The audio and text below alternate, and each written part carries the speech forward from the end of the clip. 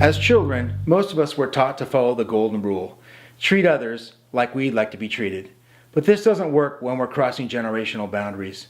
Here at Psygenx, we can help you to be successful no matter what generation you're dealing with.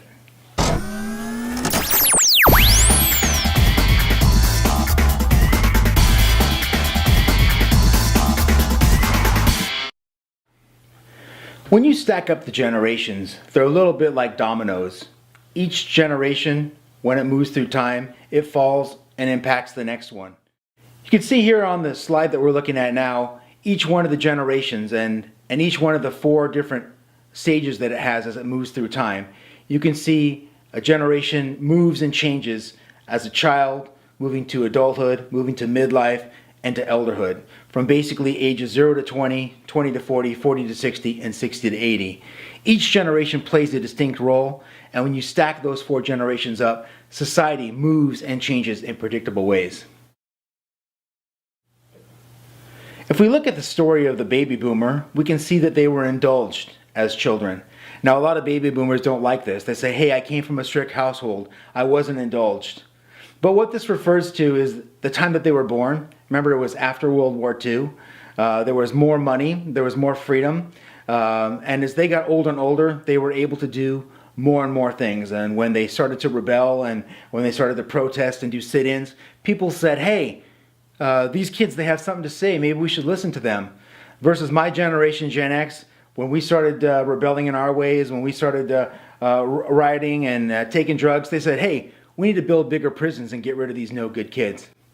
So we go back to these baby boomers and we follow them through their life trajectory. We see as a youth, they were indulged. And as young adults, they were visionary.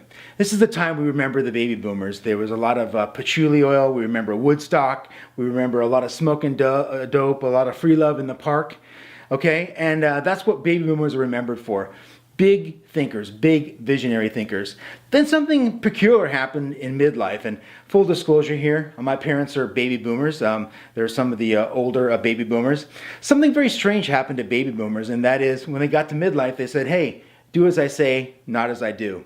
I went to Woodstock. I liked rock and roll music. But hey, you can have a Christian CD. I smoked dope. I had free love in the park. But if you touch a joint, you're going right to prison. Here's a DARE program for you. Something happened, and they said they became very moralistic. I mean, my God can beat up your God. I'm the decider. These are the kind of things that we heard from the baby boomers. Now, as a kid growing up with baby boomer parents, I heard about how everyone was so open-minded. I'm okay, you're okay. It confused me. But if you look at the generation and what it does, it gets moralistic in midlife. Now, the good news for you, if you're a boomer, or for the rest of us, in fact, is that when boomers get to elderhood, which is the phase that they're moving into now, they become wise elders. They get back in touch with their spiritual selves, and they become much more open, compassionate, and understanding. And in fact, this is the second time in the boomer's life that they'll be remembered for these big ideas that they come up with to help get us out of whatever crisis that we're in, be it the global warming, the current recession, AIDS in Africa. You pick your crisis. Boomers will help to come up with the big ideas that gets those problems solved. Now let's look at the Gen X story. Let's take a look at that domino there. And as you can see, as a child, they weren't indulged like a boomer. They were abandoned.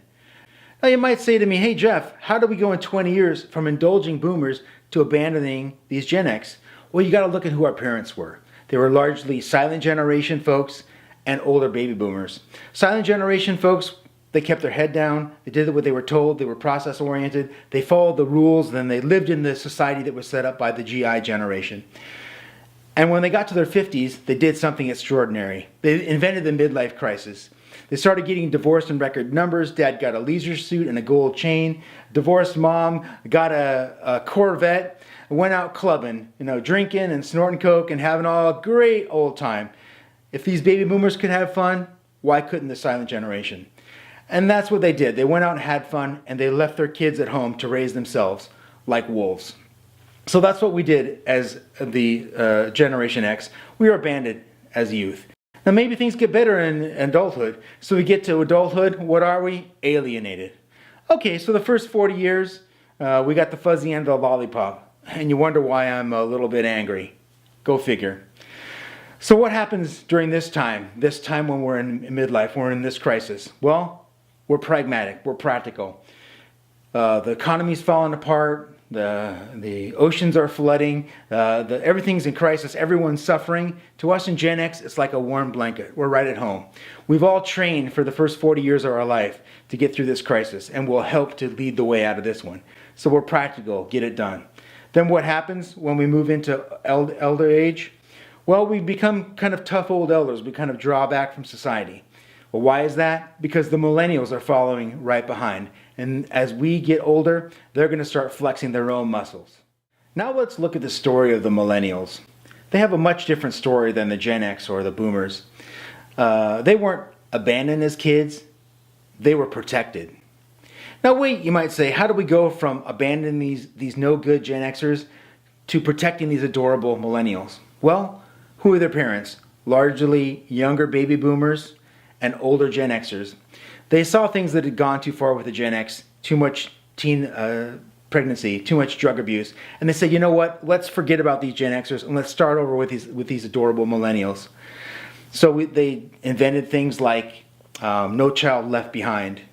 They came up with school uniforms, with teacher testing, with standardized testing.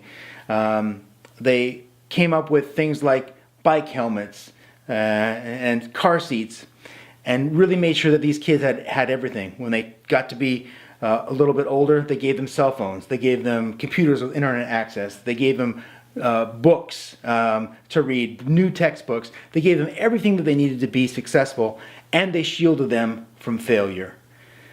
Do you know, when I was a kid, as a Gen Xer, we used to go to the bowling alley.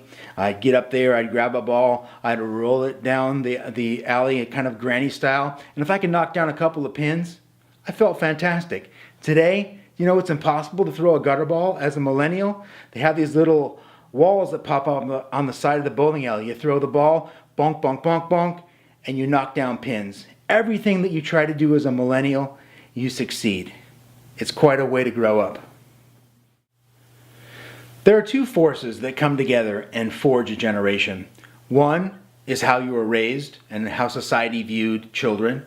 The second are these defining adolescent events. And these are the events that really bring us all close together. You might remember where you were when John F. Kennedy was shot, or when the Space Shuttle Challenger exploded, or when Columbine hit. These would be very significant events in the three different generations: boomers, Gen Xers, and millennials. Every generation has its important touchstones. For the silent generation, it might be the Lone Ranger on the radio or playing with a hula hoop. For boomers, it might be Leave It to Beaver on television, playing with a Slinky or with a Barbie doll. For Gen X, it's definitely Beavis and Butthead, the Atari 2600, maybe a Rubik's Cube. And for millennials, it's Harry Potter and the good old Xbox 360. These are things that really bind those generations together to give you a common point of reference and a common set of experiences. Each one of these helps to create that culture that makes each generation distinct. You remember the generational Loch Ness Monster, starting with the GI generation and moving through time and ending with the millennial. We superimposed on top of that the parental strategies, and that's really the second force, along with those key adolescent events, that really forges a generation. And this moves in cycles as well, from overprotecting, as we did with the artist or the silent generation, to declining protection, like with boomers, to underprotection for Gen X, and then moving back up to increasing protection for millennials. You might say, Jeff, there must be a lot of complex forces that go into this. Those are pretty wide swings in how we raise our kids, how we view them. And it actually comes down to one simple factor. Let me describe it. It's called "My parents are idiots." Let me explain.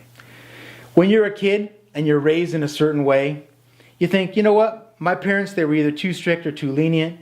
They were overprotective or underprotective. So when I have my own kids, I'm going to do the opposite of what they had.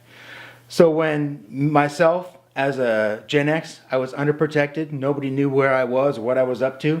When I have my own kids, I think, you know what? My parents are idiots. I'm going to do the opposite of what they did, and I'm going to overprotect my kids. So right now, all of us Gen Xers, we're creating another generation of silent generation archetypes, or what we're calling now the homeland generation, We're suffocating these kids because we're trying to do the opposite of what our parents did to us.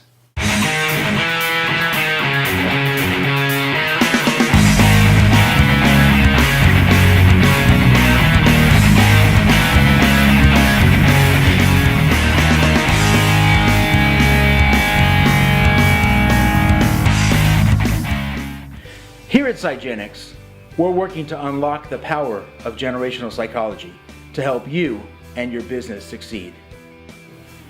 You can reach me via email, on our Psygenx.com homepage, or on our Facebook fan page.